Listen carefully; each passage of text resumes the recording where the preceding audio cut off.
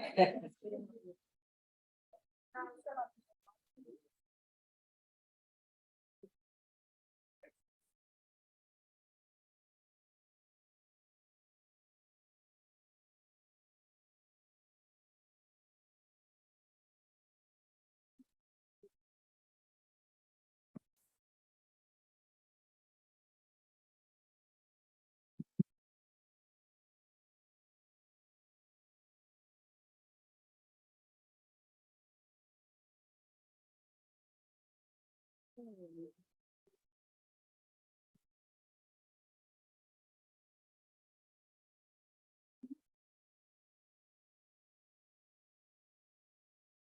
we all ready?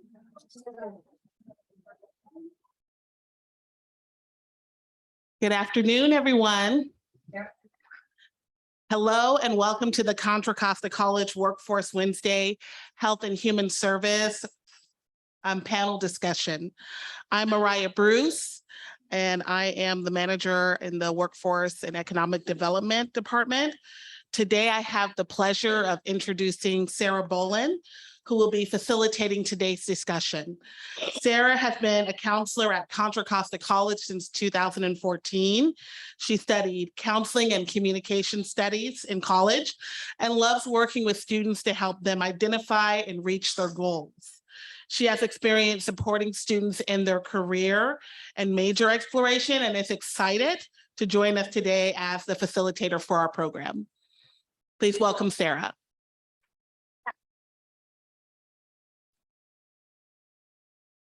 How's your pizza? Good. And salad, but mostly pizza, right? Can you all hear me okay through the mic? The thumbs up. Okay, great. Let me find a place to put this.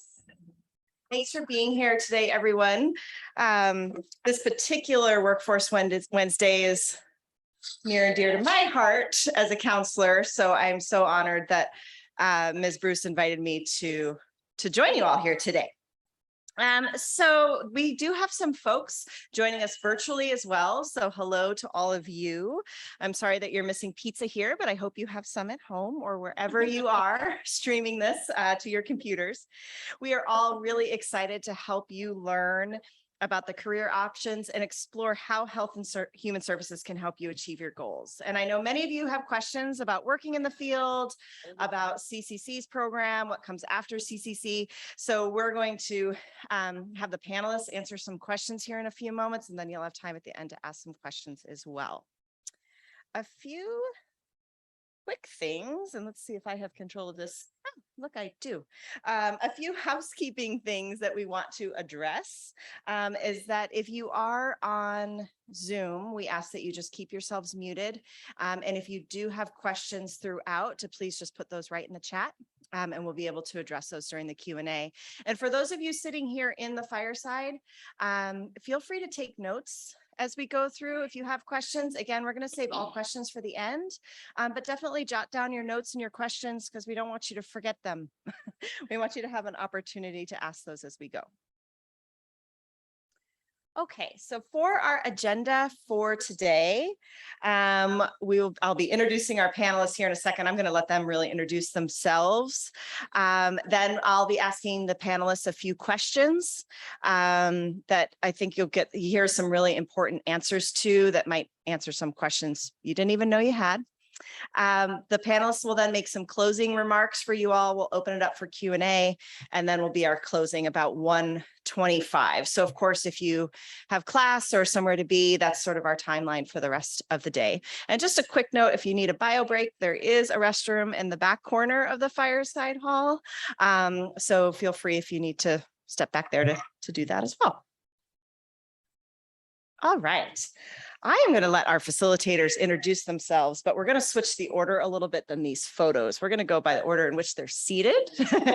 So we're going to start with Ms. Gigi Crowder here, if you wouldn't mind introducing yourself to our group, please. Hello, young people. I'm Gigi Crowder. I'm the executive director of NAMI here in Contra Costa County. That stands for the National Alliance on Mental Illness, and it's the longest term, largest nonprofit across the nation with 600 affiliations, and our focus is on educating, advocating, and supporting those who are impacted by mental illness. That's both individuals, family members, and the larger community. And we like to hire for individuals with lived experience. Wonderful. Thank you. Next, Ms. Mona Blake. Hi, good afternoon. My name is Mona Blake. I am an alumni student here from CC College. I graduated here in 2017. I'm currently a program director for Felton Institute. I run a program in Oakland called Center of Reentry Excellence. And what we do there, we are a reentry center, and we assist formerly incarcerated individuals reacclimate back into society successfully. We provide services to this much underserved population, barrier removal services, and that could be anywhere from assistance with grocery support to wraparound family support, anything that will prohibit a person from navigating successfully. We try to assist with removing those barriers. Thank you. Thank you. And last but not least, Ms. Candace Wade. Hi, good afternoon, everyone. My name is Candace Wade, and I am a Spirit graduate through the Health and Human Services program. So I graduated the Spirit program that's offered through Health and Human Services, and I currently work for Contra Costa Behavioral Health Spirit program, actually. So I've been here with the county for 6 years, and I've been able to be a part of the different programs at the Office for Consumer Empowerment. That's the agency that I work that provides a Spirit program, Contra Costa Behavioral Health Office for Consumer Empowerment. So I was able to work in a couple different roles at the office, and now I am a Spirit co-instructor, whereas 6 years ago, in 2016, I was a student of the Spirit program. Excellent. Thank you all. Let's just give our presenters a round of applause here. Thanks for being here. Welcome and welcome back. We're glad you're all here. Thank you so much. All right.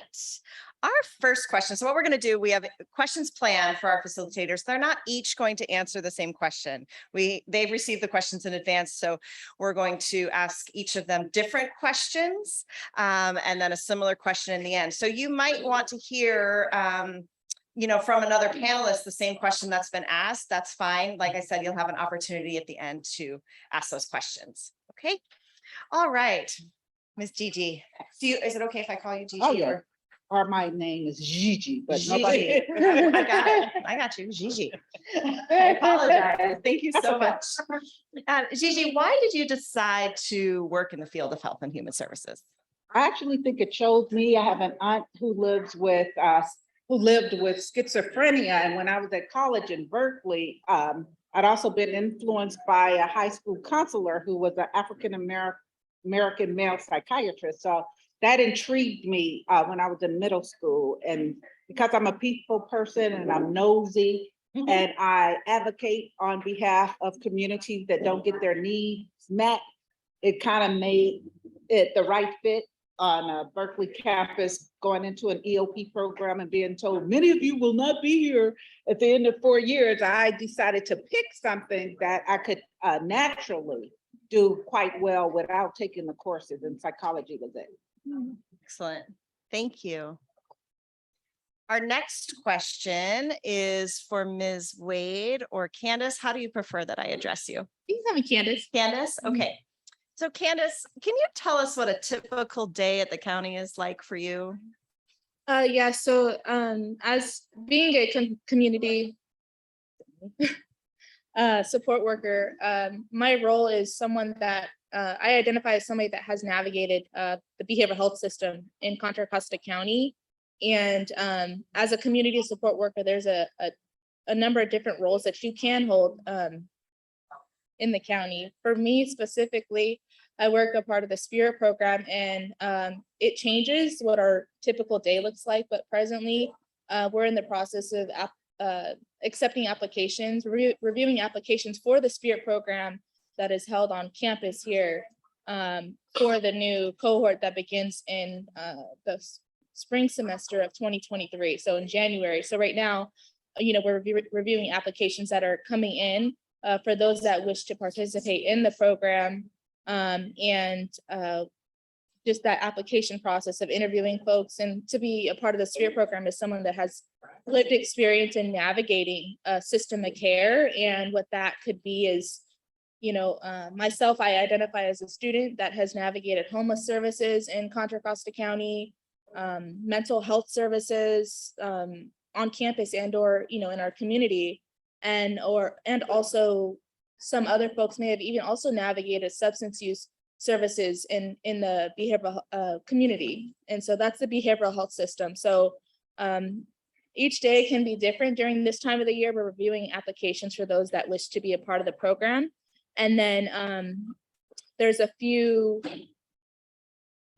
other roles in the Contra Costa Behavioral Health where you use your lived experience. So myself, I'm navigating services, trying to figure out a way how to support myself in homelessness or mental health challenges.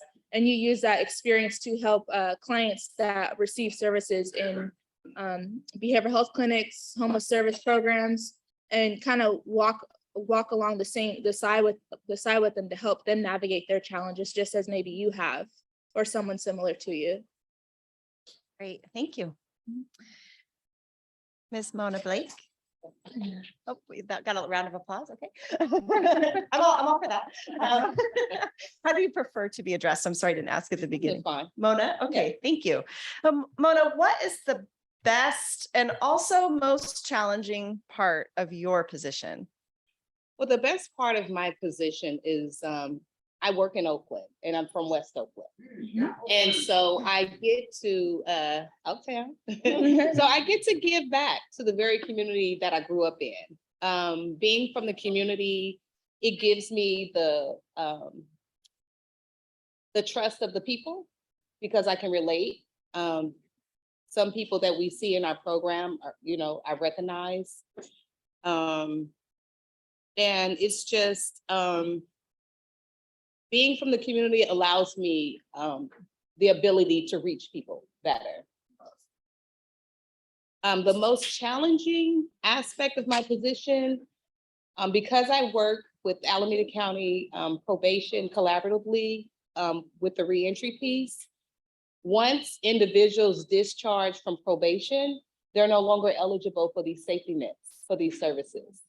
Whether they're ready or stable enough to navigate life on their own, once the probation is discharged, there's no more services, there's no more assistance. And so it's very challenging having to turn away people who may be right at the cusp of making a change, a difference, but just need a little more added support.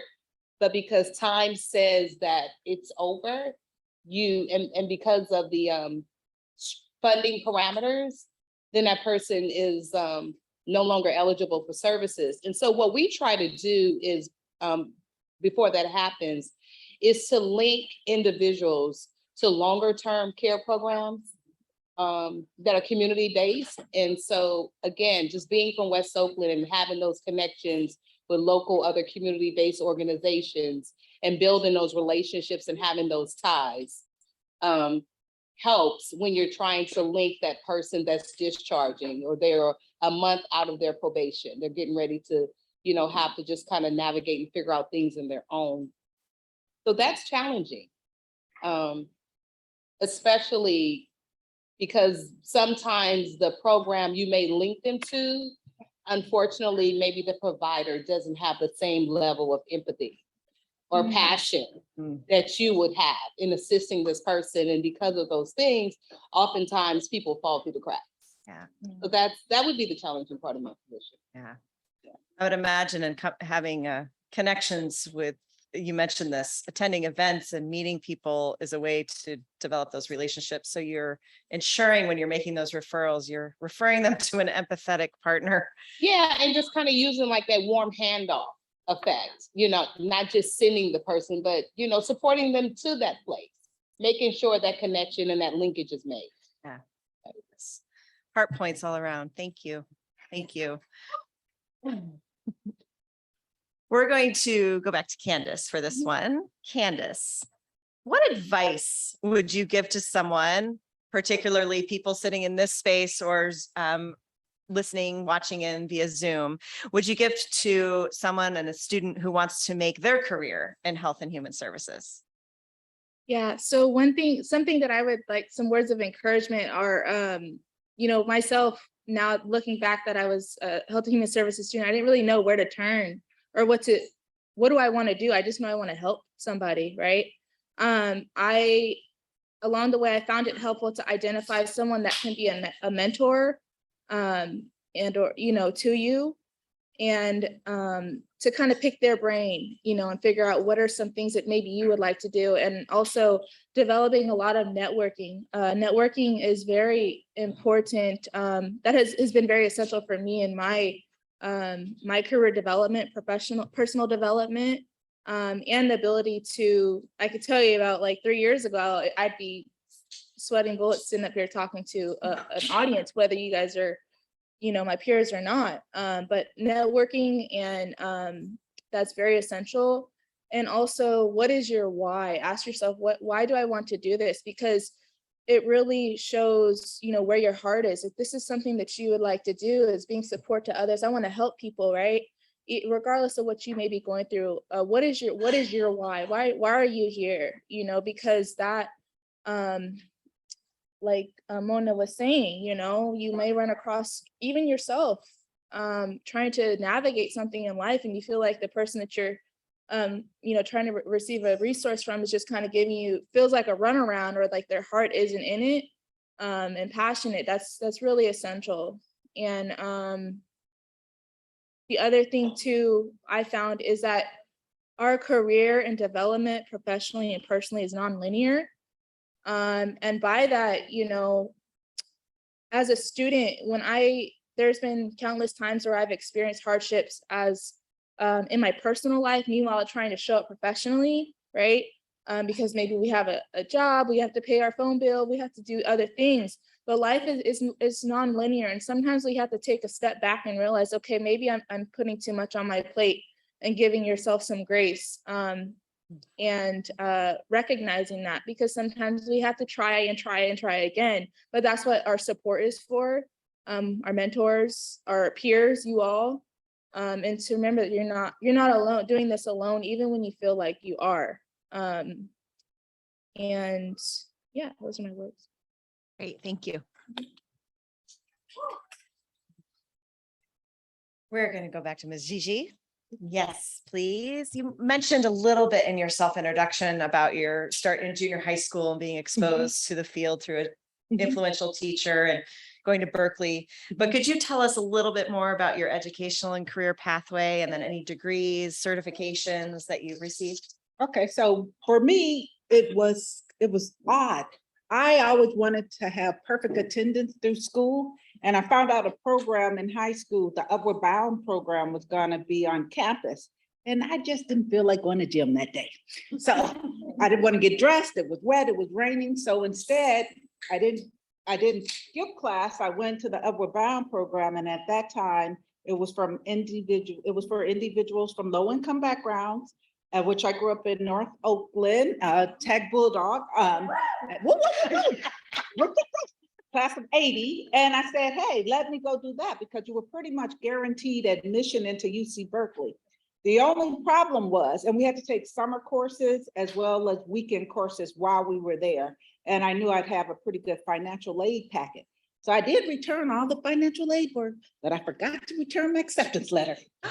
Ooh, so, and it was the only college I applied to. I grew up in North Oakland, so going to Berkeley was pretty easy for me. And at that time, I knew we were going to always beat Stanford at the big game, so I wanted to be a part of the winning team. So I went and I had to plead my case for why, and I had support from Upward Bound. And so I started in 80, and then recognized that in order to get in all of the academics that I wanted, which was not just psychology, but also a minor in ethnic studies, because I grew up around the corner from the African-American, what we call now the Black Panther Party.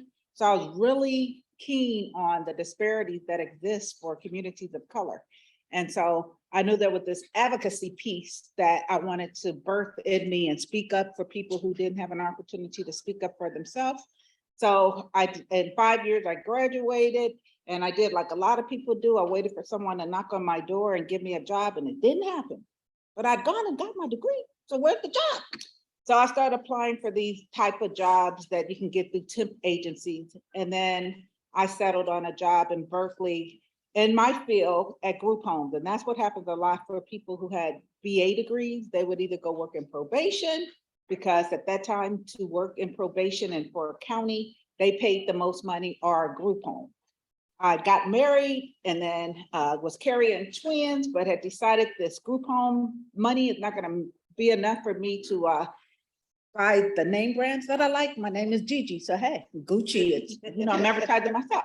And so I decided that I should probably advance my my education. So I applied for a master's program, found out I was carrying twins, aborted that mission, ended the marriage, and then started applying for jobs that required a master's degree because they paid more, and would get them.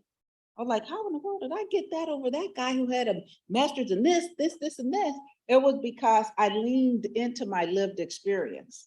And I had family members who lived with mental health problems, and I'd just been in the field for so long. And then whenever there was an opportunity for me to get a certification in something, I'd go get the certification because that would kind of boost it.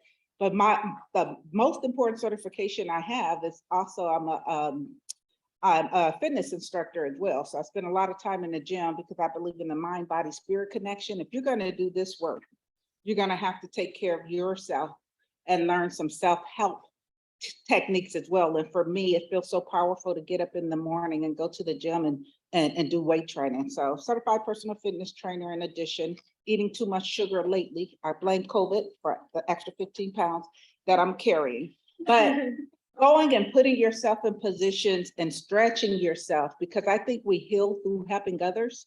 So if I'm in a room with anyone and they're not getting their need met and I hear about it, I'm going to elevate the voice. I spend a lot of my time on Tuesday morning at our board of supervisors meeting, reminding them that all individuals in this county should have a voice. And when they don't, until they get to the table, I'll be there holding space for them. So I'm not the most popular person in this county when it comes to leadership, but they gave me the 2022 adult humanitarian thinking I would go away, and it just grew my voice bigger. So I'm not sure if I answered your question, but everything happened in a way that it connected me to my purpose. So some of the jobs I have were cruddy jobs, working at group homes, Fred Finch, no fun.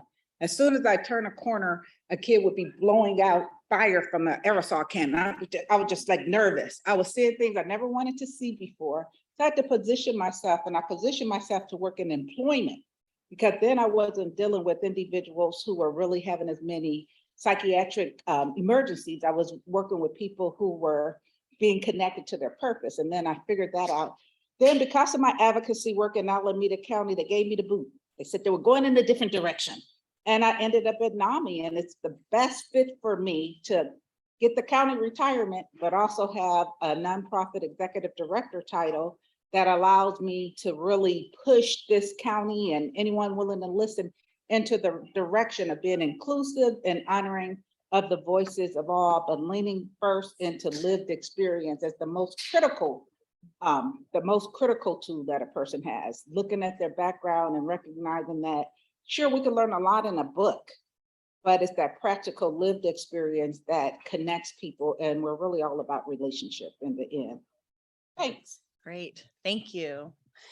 Yeah, I appreciate also too, you mentioned you're talking about your values a lot and recognizing your values as you're going through, and you had an educational level, and then kind of continually being in touch with your own values to understand what was going to be next, to keep connecting back to that purpose or that why, Candace, as you mentioned as well. So that's a really great theme, I think, that we're hearing coming from everyone today. So thank you so much. Mona, you ready? Okay. If you could do anything over on your journey, what would it be? Let me see, what do I pick? Although it's never too late to go back, it's never too late to go back. I would have not paused school in 10th grade. I just had better things to do than go to class. I did. I just, I just had other priorities at the time. I did return to school at the age of 43 after having my two children. They're 11 and 12 now. And I started to think, and just looking at them and, let me just back up a little bit. So Paul schooled in 10th grade, but I did get a cosmetology license. So I was doing hair and I was making all this fabulous money. Because I had a private school education up until the 10th grade. If I didn't tell you that I didn't have a high school, you wouldn't have known it, but I knew it. And so after having my children at 41 and 42, I started to think, like, how am I going to be able to model for them in today's climate, right? Things are really different from when I was growing up, in a high school diploma at the time would kind of get you through. But everybody knows now, like, a bachelor's degree is almost like a high school diploma in many instances. So, I'm glad that I was able to go back and to be able to model for my children. And so that became my reason for returning to school. First starting to get my high school, did that. And then fall semester was going to be starting here in about 2 weeks after I got the notice that I had passed the GED the second time, because I didn't pass it the first time, right? And so I decided, why don't I seek a higher education? Life-changing, extremely life-changing for me. As young people sitting here, the younger you complete positive things in your life, the better life outcomes you have. So if you are contemplating, oh, I don't want to go to class, I don't want to do that, do. It won't be for long. It'll be over before you know it. I just graduated here in 2017 and then went to San Francisco State and graduated there. And now I sit before you, a program director. So it's doable, it's possible. I'm happy to have gone back. I'm excited about where I am today. And I am looking forward to what's next. Yeah, great. Thank you so much. Ms. Gigi, Yes. you may have spoken to this a little bit in your role as executive director at NAMI, but was there anything else maybe that has surprised you about your journey to this place? I'm surprised I'm the executive director of NAMI, because how it happened was also just a part. I'm also the chair of the California Mental Health and Spirituality Initiative. We recognize that when individuals are in any kind of distress, many turn to their faith community first for support. A lot don't trust the systems that are in place, so they lean toward their faith, and it's an interfaith approach. So when I learned that the Alameda County was going in a different direction, and I would no longer be the ethnic services manager with the charge of making sure that the services were fair and equitable for our communities. I think when I started working with certain communities and making progress, that's when it was like, oh no, she's a troublemaker, get rid of her. And so I had already been volunteering. So don't discount volunteerism, because you can put that on your resume and you can do a lot because you volunteered. So I was volunteering as the Faith Net coordinator for NAMI Contra Costa, and I had the faith and believed that this county should be funding NAMI with a contract to do the work it did. And so we challenged the county around that. We had the Mental Health Services Act, any of you familiar with that tax millionaires 1% of their income? That had passed in 2004. I come from Alameda County over to the NAMI and Contra Costa County and find out all we're getting is $20,000. And we're doing all this that we're doing for families and for individuals, and we're not getting 20,000. So for me, we pressed, and then we got a contract with the county for 600,000. The executive director at that time quit. And I was like, after all of that work? And so timing wise, I just ended the job at the county, was eligible for getting retirement because I was over 50. I was like, well, I get to get money for him. Okay, so I'll take it, and my medical forever, right? And then here's another opportunity to come work somewhere else. So I told them initially, I'll come in as the executive administrator, because I felt like there were some other things I wanted to do that more connected me to the faith-based work I was doing. And the executive director at that time quit. So I said, okay, I'll be the executive director, but I have to work from my home 60% of the time. And they said, okay. And I said, and I have to make this much money. And they said, okay. And I said, now this has to happen. And they said, okay. And I was like, wow. And why have I been so successful in the role? And I say I'm successful because when I started, we had a $50,000 a year budget. And now we have over $3 million. We have contracts for COVID-19. We have contracts for peer workforce investment, meaning people who live with mental health challenges and are from the African-American community can work in the field, and they're most qualified when they can say they have been incarcerated before. Like normally you do an interview and people are hiding that information. We're saying, this is what we want to change. So we need you. If someone calls with that background, we want you to let them know that you have another opportunity and can advance your effort. Like, don't write a script for me that doesn't align up. So I'm really feel blessed. I said, I'll get in there and I'll fake it till I make it.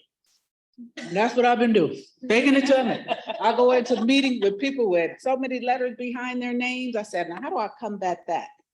I embrace L period E period, stands for lived experience. Yeah. Some people think it's a law degree, but it's lived experience. And it's allowed me to go into meetings and lean on lived experience and not be challenged by that. And all of us have lived experience. From your culture, from just being a young person, being a senior person like myself, and going through life. And that's valuable, and it doesn't come with a lot of bills at the end of the month from the student aid government. But I'm paying my son's student loan, so I took out parent loans. So, but you know, you just have to kind of see what you want to do and not talk yourself out of applying for things. Yeah. And if you know you're not going to get the top job and you really want to work in that field, go work in there and have a plan for working your way up. Right now is a hot time for anyone who wants to work because the needs are so great. Yeah. We hire all the time from the Spirit program, and then the county steals our employees. But I think I answered that. You did. That's okay. a different kind of warm handoff, but Yeah.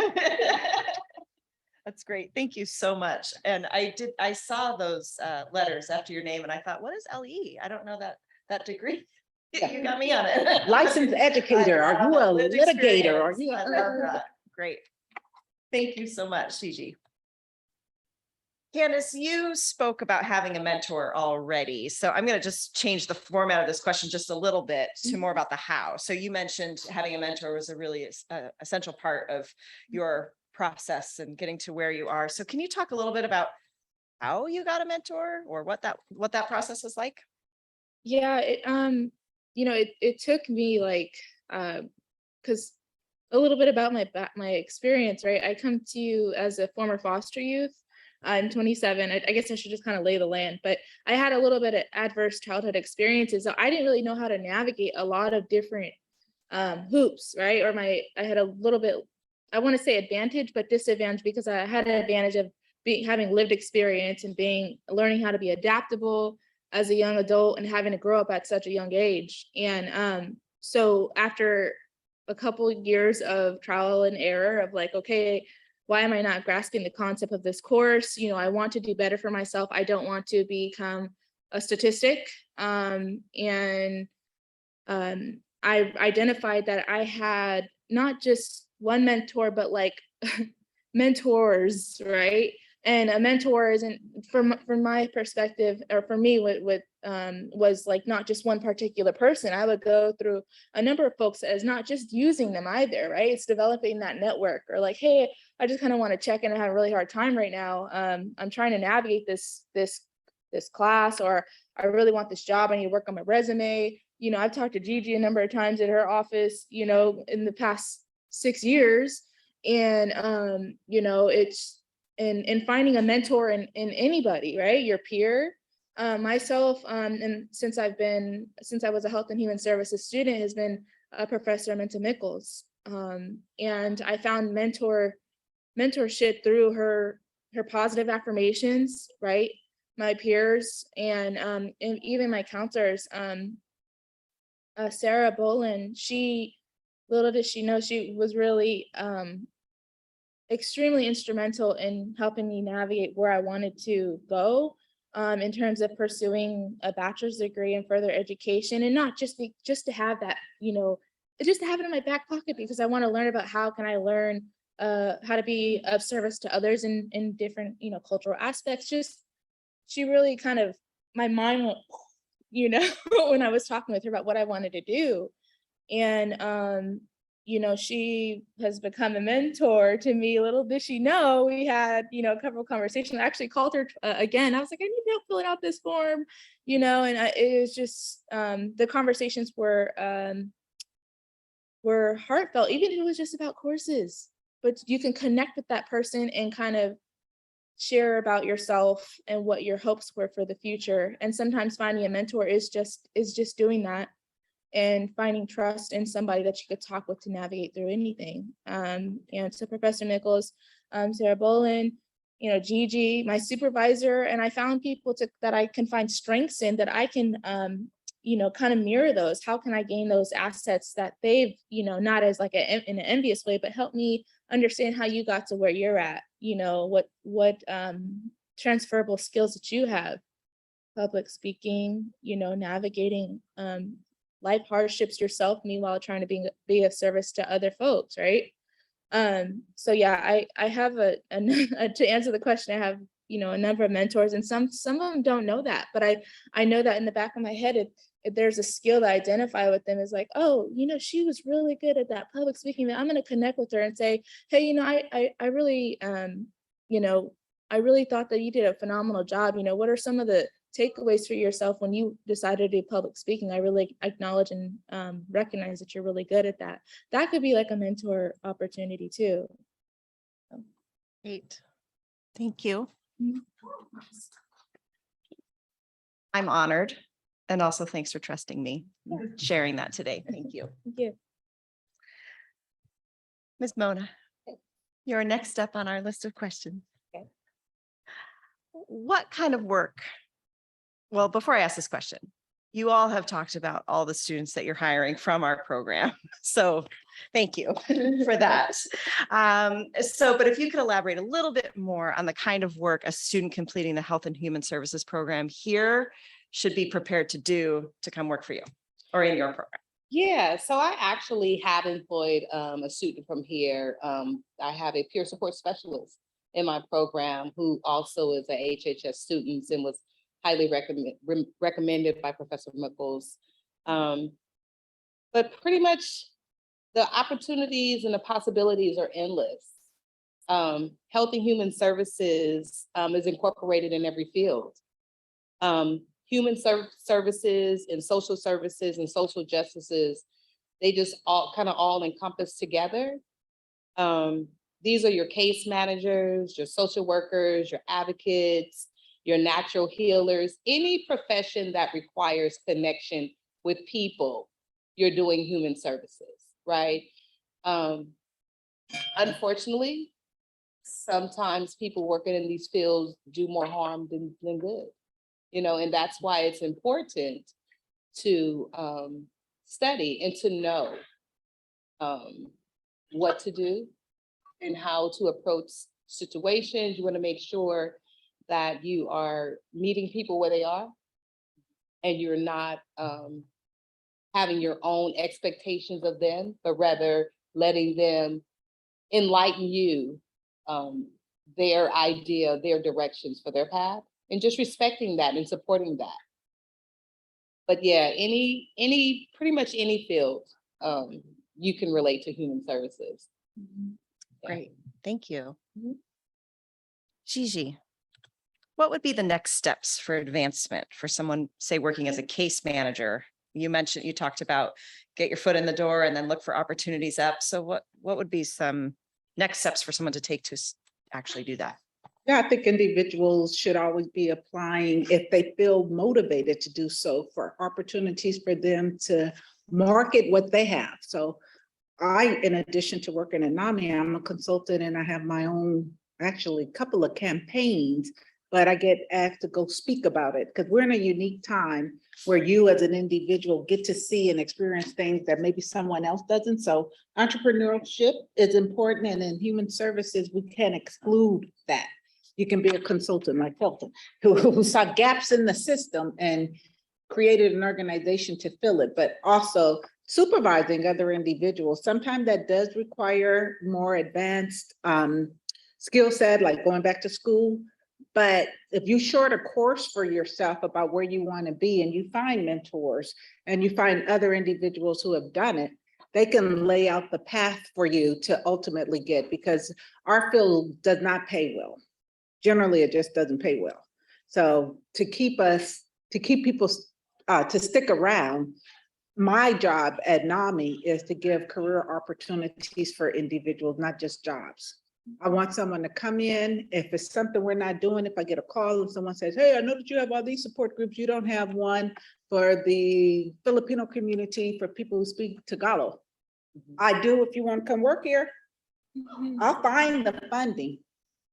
And I've done that over and over again. I mean, it's not as many hours as we would like, because we don't get the hours, we can't pay health benefits, but I help people navigate to create for themselves a toolkit that fits their need and adjust it when they need more. And I think everyone has the ability to do that for themselves if they're connecting to their passion and their purpose in life. And we all have one. Found mine in 40. I wish I would have found it earlier. I would be running this county. Now, I asked Candace to ask Dr. Tabano to be her mentor, because I think I'm doing a great job if I'm able to identify someone and say, Tag, you're it. Because at 65, I'm out. I got 5 more years and I'm out. You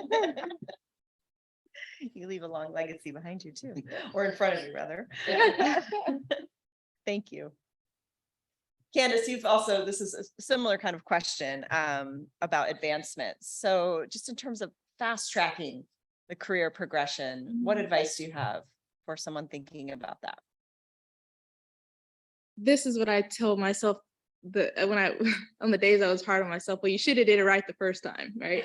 It's easy to say that. That was for myself, right? But you gave yourself grace. So, but to fast track it honestly was, I found myself, there's some, like Gigi was saying, like, you have applicable lived experience or skills that you've navigated in your life, you put that on your resume. You apply to a job, do not limit yourself what your capabilities are. Don't settle for 20 an hour. No, you don't know, you set the precedent for yourself of where you want to be at, right? Ultimately. And one way to fast track is to advocate for your what you stand for, right? Well, I'm a good employee, or I'm a potential candidate because of X, Y, and Z. That can also advance or fast track your career, right? Contra Costa College has some wonderful certificate programs. I did the Spirit program, and I didn't know what, at first when I applied to the program, I didn't know what to expect to get out of it. I'm like, wow, it was a whole new horizon, and it was only 9 units, and I didn't have to complete an AA degree, or another degree, or, because I learned a lot of skills to this point that could be equivalent to someone else that may or may not have one, right?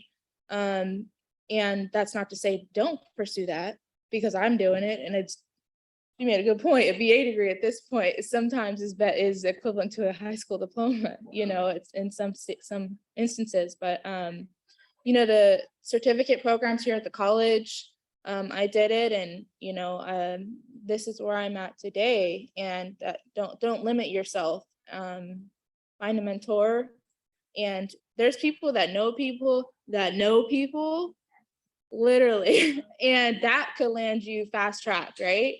When you represent yourself and you don't settle for who you are, right? You hold yourself to high regard.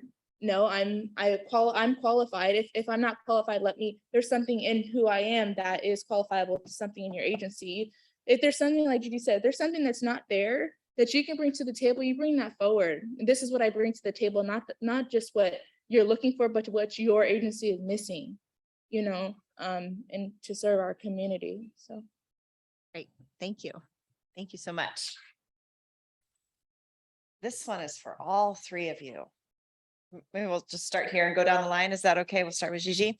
So please tell us, and you've all given us such wonderful advice so far. So this is the final piece, not the final piece, but of my questions.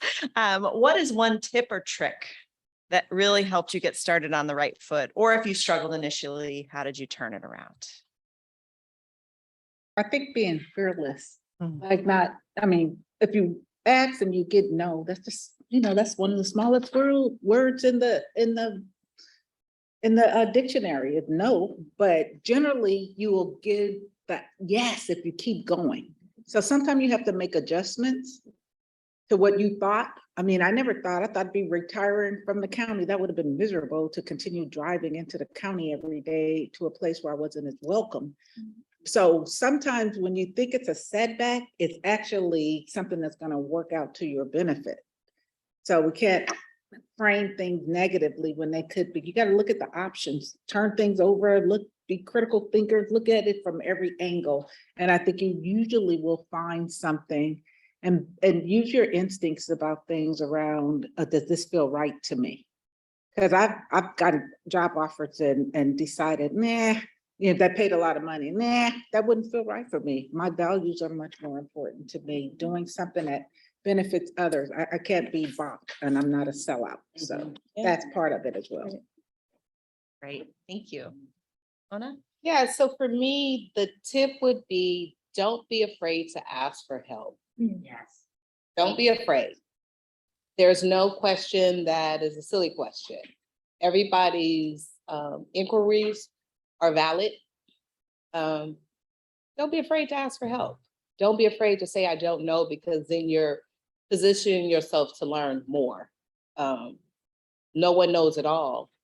And I can remember back to my first semester here at CC College and my first class in Health and Human Services, and it was personal development. And the assignment was to write an essay, and I can't remember just what the topic was, but I completed this paper, this essay, and I thought I had killed it until I got that D. And I was devastated. And I went to Professor Mickles and I was like, what is this? And she gave me some advice. She linked me with some senior students to kind of help me navigate MLA, APA, paper structure, sentence structure, those things that would kind of fine tune my work. Don't be afraid to fail. You fall down, you get back up. You might often hear no from a professor. I took stats to graduate from here to transfer to state. I got a 69.9. The course has everything to do with rounding, but this professor refused to round it up to the 70 I needed to pass. Oh, Yeah.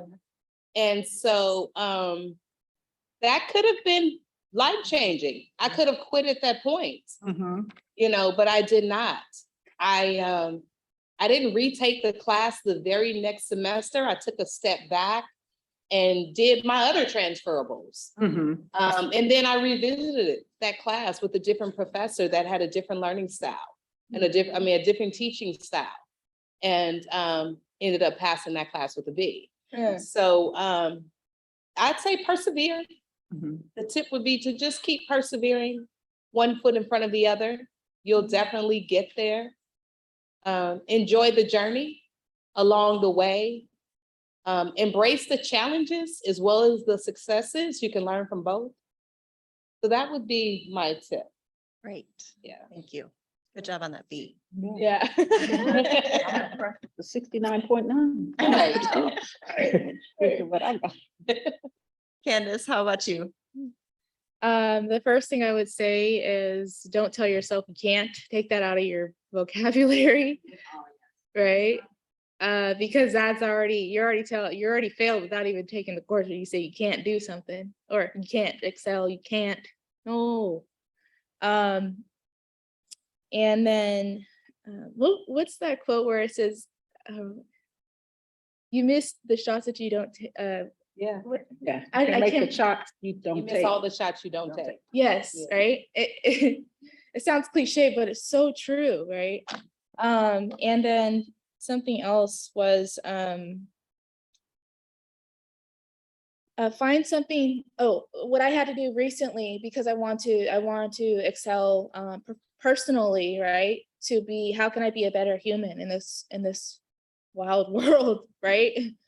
And professionally, so I can be of service to others and provide for my family, right?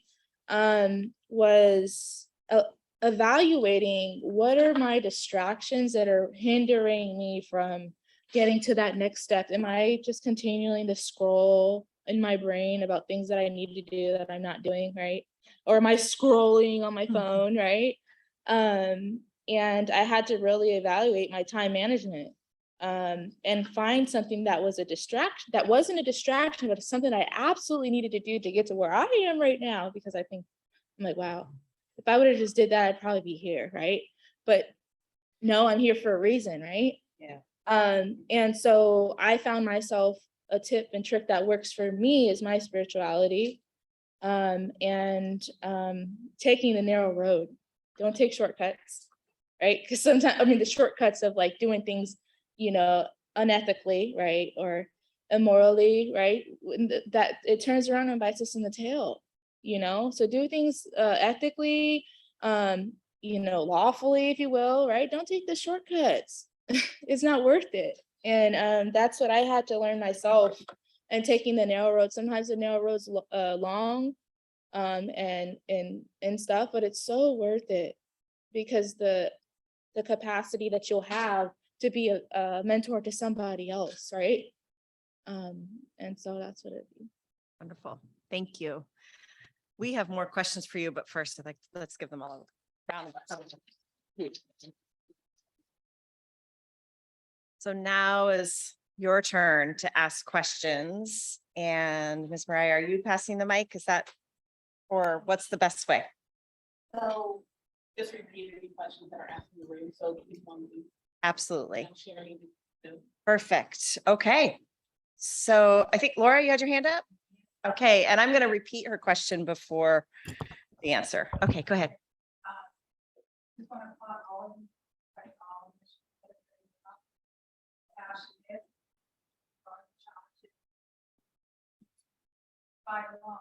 Thank you. Thank you. I work for the county. I work as an advocate. I worked with Jackie Spears, nonprofits, because I don't really care about money. It really exploited me, and I didn't even know what that word was. I was all, what are the psychiatrists about that? They're exploiting you. I said, no, it's taking my money. I didn't know. And I got all these certificates, including service certificate. I got all this from San Mateo County, Scotland College. But they made me take it all over here again. CPRP, the psychosocial rehab. But I have been here for 5 years, and I was just thinking about what you were saying when you guys, this has been a setback, because I don't like here, I'm from the city. And so I hate where I'm at. I'm trying to look at it. That I've just been going to school here and trying to develop myself. My question to you is, how do you deal with, you're trying to, I have a lot of compassion, and that's why they hire me real quick status. And that's what gets me. I end up getting burnout. What are some of the things you've done to prevent that? I don't really care about money. I just want done. I might not care about money, but I care about the things that money can purchase me. And I like looking at pretty things in my closet. So the question was, how do you deal with preventing burnout? I think I shared that I know I have to do something for me every day. And for me, that's going to the gym. I have to do that. So I have to put me first. It's usually at 6 a.m. to 7, because after that, my phone starts ringing. As you saw, this was not Zooming Facebook. I'm really committed to supporting individuals using preventative approaches. Like if I could solve a problem right away, it doesn't escalate, I do that, but there has to be a balance, right? And my balance for me is I work out I shop. Retail therapy is really important, but I also demand to get my worth. Like I know what it feels like to come from a community of people who were enslaved. I've been in county jobs where the facilitator was making $250 an hour. Or I'm on a call with the county and I'm giving up for free all the ways that we can do this better. And we're all volunteers and someone's getting paid. I don't do that anymore. But you know what, I know about them, they don't stop challenges. Yeah, so when you bite your tongue, you taste your own blood. Don't do that. Speak up. Feels so good. And we probably have time for one more question. So we'll figure out what that's going to be. But I wanted to share that Professor Aminta Mickles really wanted to be here. For those who don't know why she's not physically here, it's because she's ill. But just so you know, she's been here the whole time on Zoom, putting like hearts and exclamation points and making comments and like backing up everything that the panelists said. So panelists, I'll be sure to send you all of her words that she sent your way, and she really thanks you all for being here, that she sent your way. And then anyone who's online, you have the opportunity to ask a question as well, if we have time for it. Does anyone in this space have any questions?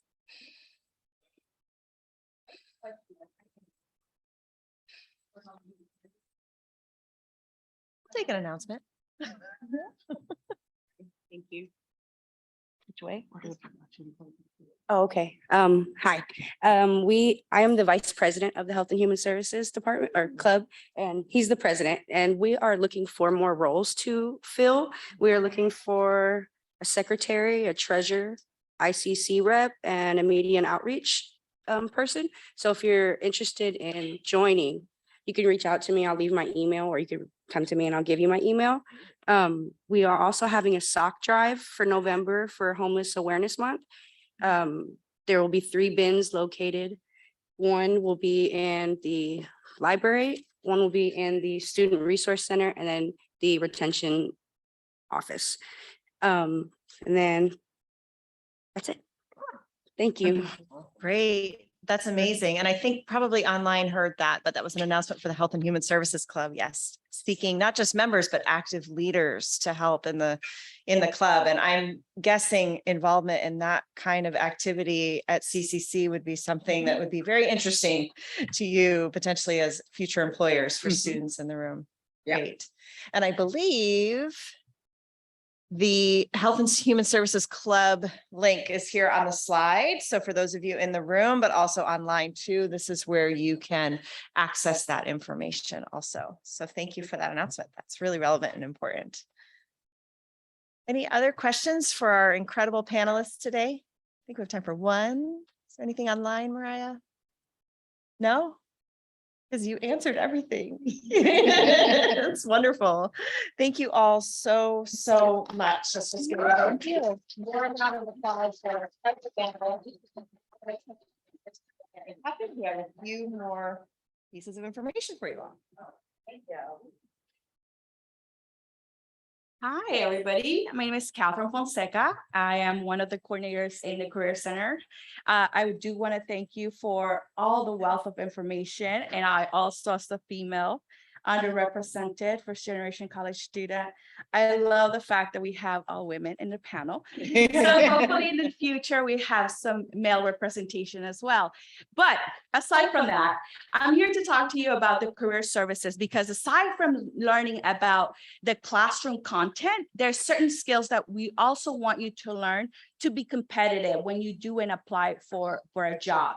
So career services is here to provide you with a lot of different support: resume writing, feedback, practice interviews, how to prepare for career exploration and guidance in collaboration with our counseling department as well.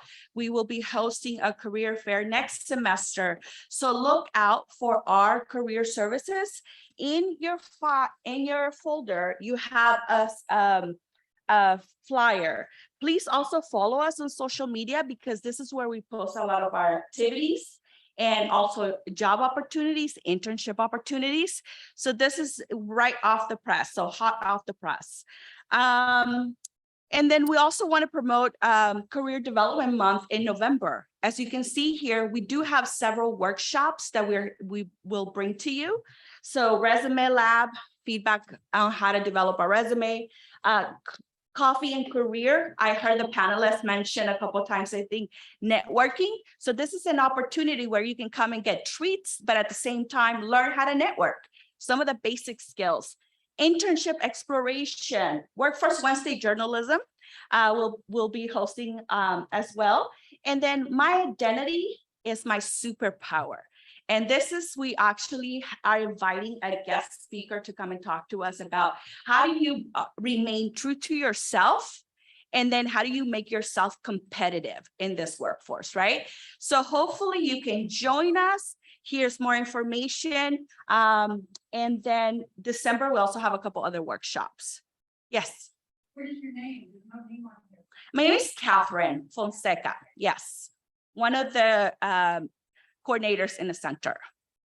Yes. And if you have any questions, I'm happy to answer at the end. For the sake of time, I am going to move forward. But hopefully I'll be working with all of you. Do you want to do it?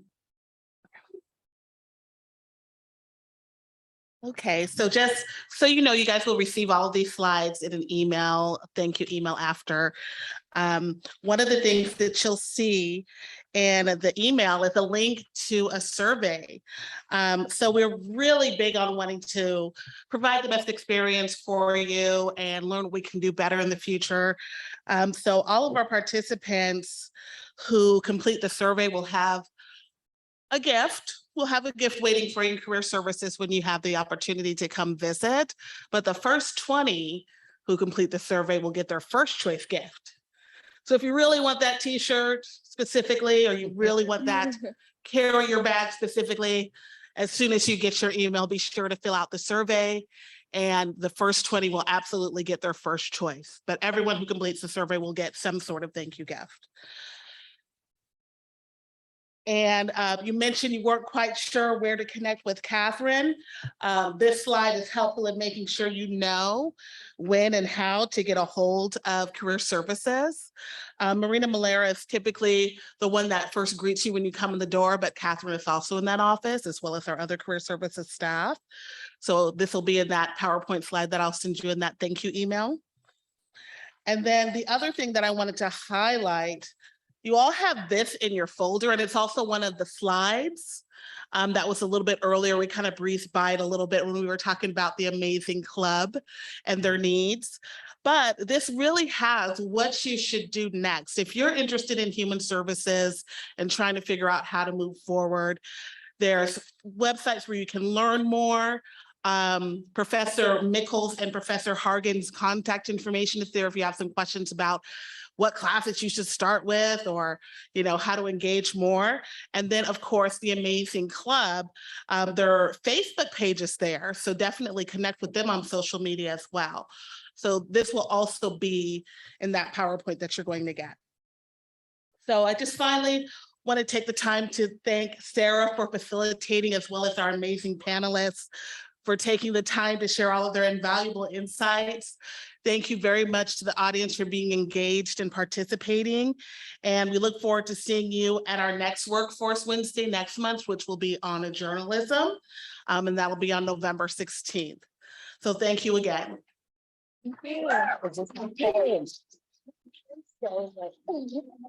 Mariah, are these on? That's yours. Yes, Yes, thank you.